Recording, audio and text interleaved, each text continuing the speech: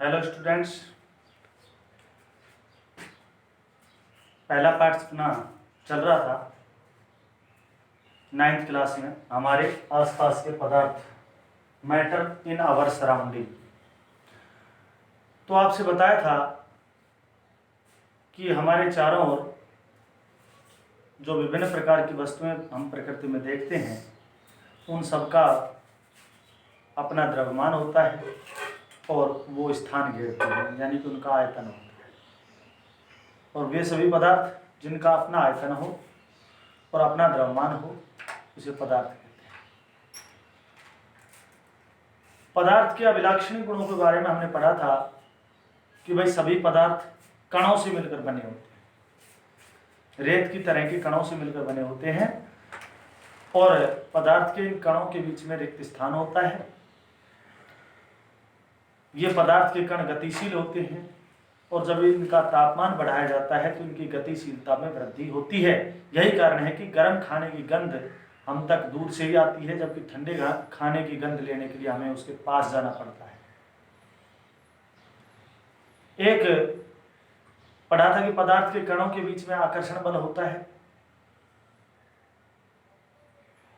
तो ये पदार्थ के कुछ अभिलाक्षणिक गुण थे। अब हम पढ़ेंगे पदार्थ की अवस्थाएं, स्टेट्स ऑफ मैटर। तो जब हम अपने चारों ओर के पदार्थों को देखते हैं तो ये पदार्थ हमें तीन रूपों में नजर आते हैं, तीन अवस्थाओं में नजर आते हैं मुख्य रूप से: ठोस, द्रव और गैस। द्रव्य नहीं, द्रव्य को पदार्थ कहते हैं। द्रव्य और द्रव में अंतर है। ये द्रव है जिसको लिक्विड कहते हैं, ये द्रव्य है जिसको मैटर यानी कि पदार्थ कहते हैं। यह अंतर है द्रव और द्रव्य में। तो पदार्थ, हमारे चारों ओर के पदार्थ हैं, वो तीन अवस्थाओं में, तीन रूपों में पाए जाते हैं: ठोस, द्रव और गैस। यहाँ पर हम तीनों अवस्थाओं के गुणों का विस्तार से अध्ययन करेंगे। सबसे पहले ठोस अवस्था, सॉलिड स्टेट।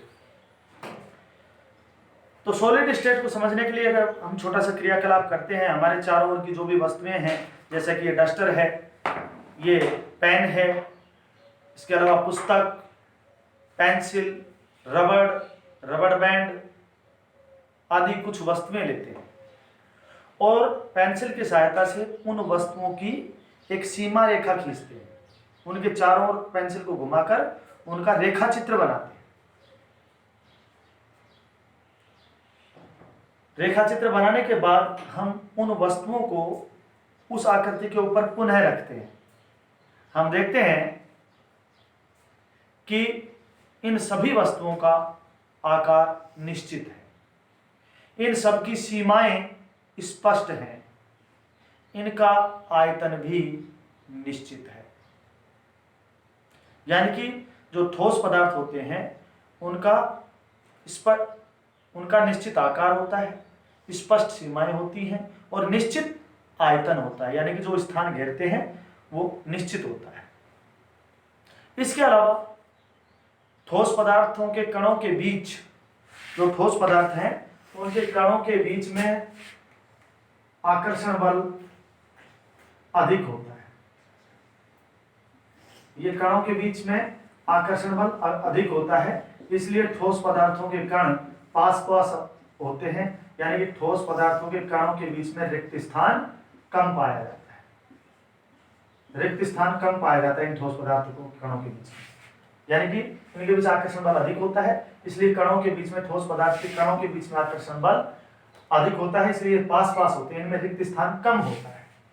और जब रिक्त स्थान कम होता है तो इनको दबाने पर, इस मार्कर को दबाने पर यह दबता नहीं है, यानी कि इनमें संपीड्यता, कंप्रेशन नगण्य होता है, ना के बराबर होता है।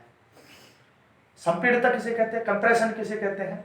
कि जब किसी पदार्थ पर, जब किसी वस्तु पर या किसी पदार्थ पर दाब लगाकर उसके आयतन को कम किया जाता है, यानी कि जब पदार्थ दब जाता है, तो इस गुण को संपीड्यता कहते हैं। जब किसी पदार्थ पर बाह्य बल लगाकर उसके आयतन को कम किया जाए तो पदार्थों के इस गुण को संपीड्यता कहते हैं, कहते हैं, अर्थात जब किसी पदार्थ पर बाह्य बल लगाने से वह दब जाता है तो ये गुणधर्म संपीड्यता कहलाता है। तो ठोस पदार्थों में संपीड्यता नगण्य होती है, ना के बराबर होती है।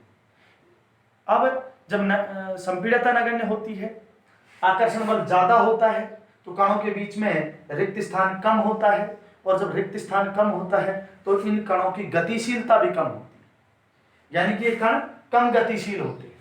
और जब पदार्थ के कण कम गतिशील होते हैं तो उनमें विसरण की दर, विसरण यानी कि दो पदार्थों का आपस में स्वतः मिलना विसरण कहलाता है। तो ठोस पदार्थों के कणों में गतिशीलता कम होती है क्योंकि ज्यादा आकर्षण बल से बंधे होते हैं, इसलिए इनमें विसरण की दर कम होती है। ठोस पदार्थों में विसरण की दर कम होती है, लेकिन इसके कुछ अपवाद भी हो सकते हैं। जैसे कि रबड़ का एक छल्ला लेते हैं, अब जब रबड़ के छल्ले को, रबड़ बैंड को जब खींचते हैं, बाह्य बल लगाते हैं तो उसका आकार बदल जाता है। तो बताओ रबड़ बैंड ठोस है या नहीं? जबकि ठोस में तो हमने पढ़ा कि ठोस पदार्थों का आकार निश्चित होता है, आयतन भी निश्चित होता है। तो रबड़ बैंड तो बढ़ गया, इसका मतलब इसका आकार निश्चित नहीं है। तो बताओ ये ठोस है या नहीं? तो इसका आंसर है रबड़ बैंड, रबड़ का जो छल्ला होता है वो ठोस ही है, क्योंकि बाह्य बल लगाने पर उसका आकार बढ़ जरूर जाता है लेकिन छोड़ने पर वह पुनः अपने पूर्व आकार में आ जाता है, इसलिए रबड़ बैंड ठोस है। लेकिन और अत्यधिक खींचते हैं तो वो रबड़ बैंड टूट जाता है, उसका आकार नहीं बदलता, वो टूट जाता है। और ठोस पदार्थों के गुण होता है कि उन पर चोट मारने पर या खींचने पर वो टूट सकते हैं, अपना आकार नहीं बदलते। दूसरा इसमें अपवाद है कि नमक या शक्कर के क्रिस्टल, नमक या शक्कर के क्रिस्टल को जब कटोरी में डालते हैं तो कटोरी का आकार ले लेते हैं, जब उनको किसी गिलास में डालते हैं तो गिलास का आकार ले लेते हैं, जार में डालते हैं जार का आकार ले लेते हैं। तो बताओ फिर चीनी या नमक के क्रिस्टल ठोस है या नहीं? क्योंकि तो आकार बदल रहे हैं, जबकि हमने पढ़ा कि ठोस पदार्थ का आकार निश्चित होता है, आयतन भी निश्चित होता है। तो यहां पर यह ध्यान देना है कि नमक या शक्कर के जो क्रिस्टल हैं वो ठोस ही हैं, क्योंकि अलग अलग बर्तनों में डालने से क्रिस्टलों का आकार नहीं बदलता है, क्रिस्टलों का आकार नहीं बदलता है, इसलिए ठोस। तीसरा जो इसका अपवाद है वो है स्पंज। जैसे कि बस वगैरह की सीट में जो गूदा होता है उसको स्पंज कहते हैं। तो स्पंज ठोस है या नहीं? क्योंकि वो संपीड़ित हो जाता है, उसको दबाने पर दब जाता है, इसका मतलब स्पंज में संपीड्यता का गुण होता है, कंप्रेशन का गुण होता है,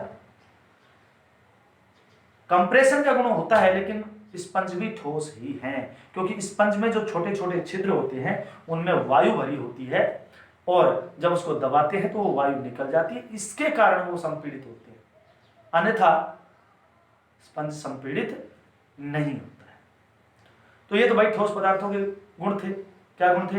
कि ठोस पदार्थों का आकार और आयतन दोनों निश्चित होते हैं, ठोस पदार्थों में संपीड्यता नगण्य होती है, विसरण की दर बहुत कम होती है, ठोस पदार्थ पर दबाव डालने से वो टूटते नहीं क्योंकि वो आपस में आकर्षण बल से बंधे होते हैं, इसलिए ठोस पदार्थों को तोड़ना या उनको दबाना कठिन, इसलिए वो दृढ़ होते हैं। यानी कि किसी पदार्थ को दाब डालकर उसको तोड़ना या दबाने का जो गुण है वो दृढ़ता कहलाता है, यानी कि जो टूटता नहीं है और दबाया नहीं जा सकता पदार्थों का ये गुण दृढ़ता कहलाता है। तो ठोस पदार्थ दृढ़ होते हैं, तरल नहीं होते, बहते नहीं, संपीड़ितता नगण्य होती है, इनमें विसरण की दर भी नगण्य होती है। तो ये कुछ ठोस पदार्थों के गुण थे। अब हम पढ़ते हैं द्रव अवस्था, लिक्विड स्टेट। तो द्रव अवस्था को समझने के लिए हम कुछ लिक्विड, कुछ तरल पदार्थ लेते हैं, जैसे कि जल, खाद्य तेल, शीतल पेय, जूस, दूध आदि, और कुछ अलग अलग प्रकार के बर्तन लेते हैं, और एक नपना ग्लास या मापक सिलेंडर लेते हैं प्रयोगशाला में से, और उस नपने गिलास से या उस सिलेंडर से 50 मिलीलीटर द्रव की मात्रा अलग अलग बर्तनों में डालकर चिन्हांकित कर लेते हैं, यानी कि सभी बर्तनों पर 50-50 मिलीलीटर का चिन्हांकित कर लेते हैं। अब एक द्रव पदार्थ की 50 मिलीलीटर मात्रा लेते हैं और एक एक करके अलग अलग बर्तनों में डालते हैं। हम देखते हैं कि प्रत्येक बर्तन में, क्योंकि हमने चिन्ह लगा रखा है 50 मिलीलीटर का हर एक बर्तन पर, तो जब उस द्रव पदार्थ को अलग अलग बर्तनों में डालते हैं 50 मिलीलीटर को, तो हर बर्तन में उस द्रव पदार्थ की मात्रा 50 मिलीलीटर ही होती है, अर्थात द्रव पदार्थों का आयतन निश्चित होता है। लेकिन जब उस द्रव पदार्थ को, वो चाहे पानी है चाहे दूध है, अलग अलग बर्तनों में डालते हैं तो वो अलग अलग बर्तनों का ही आकार ले लेते हैं। इसका मतलब द्रव पदार्थों का आकार निश्चित नहीं होता, यानी कि द्रव पदार्थों का आकार अनिश्चित होता है। तो दो गुणधर्म हो गए, द्रव पदार्थों का आकार अनिश्चित होता है लेकिन आयतन निश्चित होता है, यानी कि किसी द्रव पदार्थ की निश्चित मात्रा को किसी भी बर्तन में डालेंगे तो उसकी उतनी ही मात्रा रहेगी, जैसे कि 50 मिलीलीटर, आयतन कम ज्यादा नहीं होगा। तीसरा है कि जो द्रव पदार्थ हैं उन द्रव पदार्थों के कणों के बीच आकर्षण बल द्रव पदार्थों की अपेक्षा कम होता है, और जब कणों के बीच में आकर्षण बल ठोस की अपेक्षा कम होता है तो ये कण ठोस की अपेक्षा आपस में दूर दूर होते हैं। यानी द्रव पदार्थ के कण, ये ठोस है, सॉलिड है, ठोस, ये द्रव, तो द्रव पदार्थों के कण दूर दूर होते हैं, अर्थात द्रव पदार्थों के कणों के बीच में रिक्त स्थान ठोस की अपेक्षा ज्यादा होता है। और पदार्थ के कणों के बीच, द्रव पदार्थ के कणों के बीच आकर्षण बल कम होता है, इसलिए द्रव पदार्थ के कणों के बीच में रिक्त स्थान ठोस की अपेक्षा ज्यादा होता है, इसलिए ये कण गतिशील भी ज्यादा होते हैं, इसलिए इनको जिस बर्तन में डालते हैं ये उसी का आकार ले लेते हैं, और फर्श पर डालते हैं तो ये फैल जाते हैं, अर्थात इनका आकार निश्चित नहीं होता, ये तरल होते हैं, यानी जो पदार्थों का बहने का गुण है वो तरलता कहलाता है। इसके अलावा द्रव पदार्थों में विसरण की दर ठोस की अपेक्षा ज्यादा होती है। जैसे कि आप जानते हैं, आपने पहले क्रियाकलाप में पढ़ा था, हमने 2 बीकर में पानी लिया था और उसमें पोटेशियम परमैंगनेट के या कॉपर सल्फेट के कुछ क्रिस्टल डाले थे ठोस, और वो सारे क्रिस्टल जल में विसरित हो जाते हैं, जल में मिल जाते हैं। इसका मतलब द्रव में ठोस पदार्थों का विसरण हो जाता है।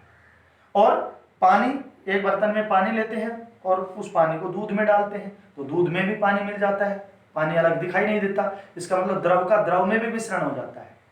साथ ही जो गैसीय पदार्थ हैं उनका विसरण भी द्रव में हो जाता है, जैसे कि जल में ऑक्सीजन घुली होती है, जल में कार्बन डाइऑक्साइड भी घुली होती है, और जो जलीय जंतु हैं और जलीय पौधे हैं वो श्वसन क्रिया में जो ऑक्सीजन लेते हैं वो जल में घुली हुई ऑक्सीजन का ही उपयोग करते हैं। साथ ही प्रकाश संश्लेषण की क्रिया में कार्बन डाइऑक्साइड का उपयोग करते हैं तो जल में घुली हुई कार्बन डाइऑक्साइड का उपयोग करते हैं। जो कोल्ड ड्रिंक्स होते हैं उनमें भी कार्बन डाइऑक्साइड गैस विसरित होती है। तो इसका मतलब जो द्रव पदार्थ है उसमें ठोस और गैस और द्रव, ठोस, द्रव और गैस तीनों का ही विसरण संभव है, तीनों में ही विसरण हो सकता है। द्रव पदार्थों में भी संपीड़न कम होता है, नगण्य के बराबर होता है। अब आता है गैसीय अवस्था। गैसीय अवस्था, तो गैसीय अवस्था को समझने के लिए आपने कभी देखा होगा कि जब एक कोई गुब्बारा भरने वाला आता है तो एक छोटे से सिलेंडर से बहुत सारे गुब्बारे भर देता है, तो आप समझ गए होंगे कि उसमें बहुत अधिक गैस है और उसको गुब्बारे में भरते हैं तो उसका आयतन बढ़ता चला जाता है। इसके अलावा एक और क्रियाकलाप करते हैं, ऐसी 3 सिरिंज लेते हैं, सिरिंज, और इन सिरिंज की जो एक सिरा है इस पर एक कॉर्क लगा देते हैं, कॉर्क, यानी कि इसके इस सिरे को बंद कर देते हैं, और इसका जो पिस्टन है ये पिस्टन, इस पिस्टन को बाहर निकाल लेते हैं। अब इस पिस्टन को बाहर निकालकर एक सिरिंज में हवाई रहने देते हैं, कुछ नहीं भरते हैं। दूसरे सिरिंज में पानी भर देते हैं। तीसरे सिरिंज में चौक का बुरादा, चौक के टुकड़े भर देते हैं। अब इस पिस्टन को अलग अलग सिरिंज में पुनः लगाते हैं। पिस्टन आसानी से इस सिरिंज में चला जाए इसलिए इस पर थोड़ा वैसलीन लगा देते हैं, यानी कि इसको चिकना बना देते हैं ताकि आसानी से अंदर चला जाए। अब इस पिस्टन पर दबाव डालकर, इस पिस्टन को दबाकर इसको दबाने का, तीनों सिरिंज में इसको दबाने का प्रयास कीजिए। आप देखेंगे कि जिस सिरिंज में कुछ नहीं था, यानी कि केवल वायु थी, उसका पिस्टन आसानी से ऐसे दब जाता है। लेकिन जल और जिसमें चौक के टुकड़े थे उसका पिस्टन आसानी से नहीं दबता है। ऐसा क्यों? ऐसा इसलिए कि जो गैसीय पदार्थ थे गैस, इनके कण आपस में दूर दूर होते हैं, क्योंकि गैसीय पदार्थों के बीच में आकर्षण बल बहुत कम होता है। आकर्षण बल नगण्य के बराबर होता है। और जब आकर्षण बल कम होता है तो ये कण एक दूसरे से दूर दूर होते हैं, यानी कि इनके कणों के बीच में रिक्त स्थान ज्यादा होता है। गैसीय पदार्थों के कणों के बीच में रिक्त स्थान अधिक होता है। और जब रिक्त स्थान ज्यादा होता है तो ये गति करने के लिए स्वतंत्र होते हैं। ये चारों तरफ ऐसे, इधर भी और इधर भी और इधर भी और इधर भी, चारों तरफ गति करने के लिए स्वतंत्र होते हैं। और जब गैसीय पदार्थ चारों तरफ गति करने के लिए स्वतंत्र होते हैं और इनके कणों के बीच में रिक्त स्थान होता है तो इनमें विसरण की दर अधिक होती है। साथ ही इसके कण दूर दूर होते हैं, गैसीय पदार्थों के कण दूर दूर होते हैं, तो इन पर दाब लगाकर इनको संपीड़ित किया जा सकता है, कंप्रेस किया जा सकता है। यानी कि गैसीय पदार्थों में कंप्रेशन का गुण, संपीड़ितता का गुण सबसे अधिक होता है। ठोस और द्रव दोनों से अधिक होता है। और इस संपीड़ितता के कारण ही अपने रसोई घर में खाना पकाने के लिए जो सिलेंडर हम काम में लेते हैं उसमें जो गैस होती है वो एलपीजी होती है। एलपीजी, लिक्विड पेट्रोलियम गैस, यानी कि द्रवित पेट्रोलियम गैस। उस गैस को संपीड़ित करके और उसको सिलेंडरों में भरा जाता है द्रव रूप में, यानी कि दाब डालकर गैस को द्रव अवस्था में बदल दिया जाता है और उसको सिलेंडर में भर दिया जाता है, वो एलपीजी है। इसी प्रकार से अस्पतालों में जो ऑक्सीजन गैस के सिलेंडर होते हैं उसमें भी ऑक्सीजन गैस को संपीड़ित करके उस सिलेंडर में अत्यधिक आयतन वाली गैस को भर दिया जाता है। इसी प्रकार से आजकल वाहनों में जो सीएनजी, कंप्रेस्ड नेचुरल गैस, संपीड़ित प्राकृतिक गैस, सीएनजी का मतलब कंप्रेस्ड नेचुरल गैस, संपीड़ित प्राकृतिक गैस। इस संपीड़ित प्राकृतिक गैस का उपयोग आजकल वाहनों में ईंधन के रूप में किया जाता है।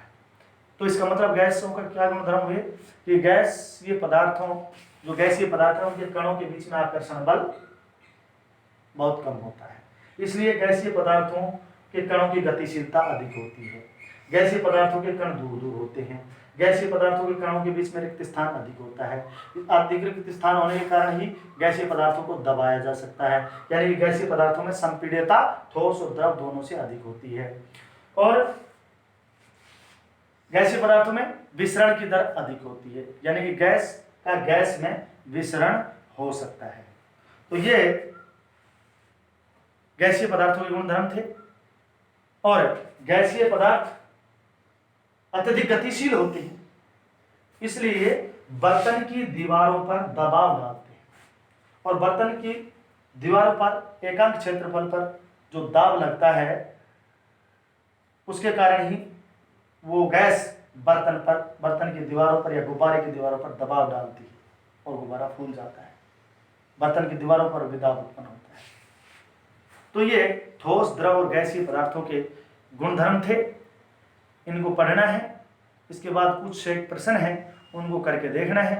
यदि आपको इन प्रश्नों के उत्तर आते हैं तो दी बेस्ट, नहीं आते हैं तो कल हम आपको उन प्रश्नों के उत्तर समझाएंगे, उन प्रश्नों को हल करेंगे अगली वीडियो में। तो और इन प्रश्नों को होमवर्क के रूप में अपने साथ साथ करते रहना है। धन्यवाद।